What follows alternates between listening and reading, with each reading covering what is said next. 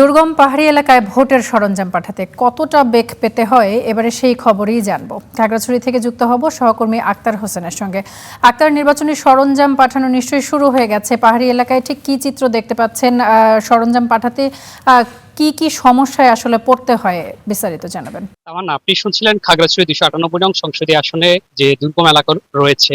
খাগড়াছড়ি যে আসনটি রয়েছে 9টি উপজেলা, 38টি ইউনিয়ন। এর মধ্যে 9টি উপজেলার বিশেষ করে হচ্ছে লক্ষ্মীছড়ি উপজেলা এবং দিঘিনালা উপজেলার 3টি ভোট কেন্দ্র রয়েছে, যে সেগুলো খুবই দুর্গম।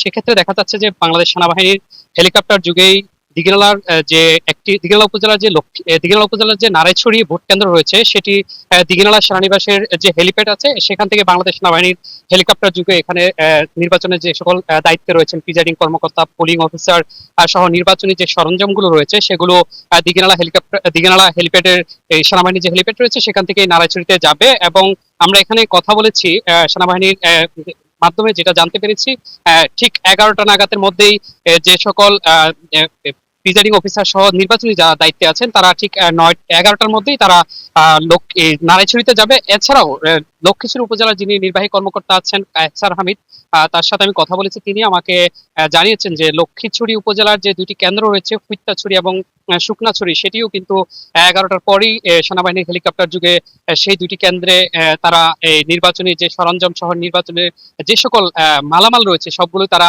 আজকের মধ্যেই পৌঁছে দিবে। এবং বলা যায় যে আজকের মধ্যে খাগড়াছড়ি এর যে 203টি ভোট কেন্দ্র রয়েছে, 1098টি কক্ষের যে নির্বাচনী সরঞ্জাম রয়েছে সবগুলোই আজকে মধ্যেই সবগুলো কেন্দ্রেই নির্বাচনী সরঞ্জামগুলো পৌঁছে যাবে। আক্তার, অসংখ্য ধন্যবাদ আপনাকে। আমাদের সঙ্গে যুক্ত হয়ে আপনি খবরাখবর জানাচ্ছিলেন।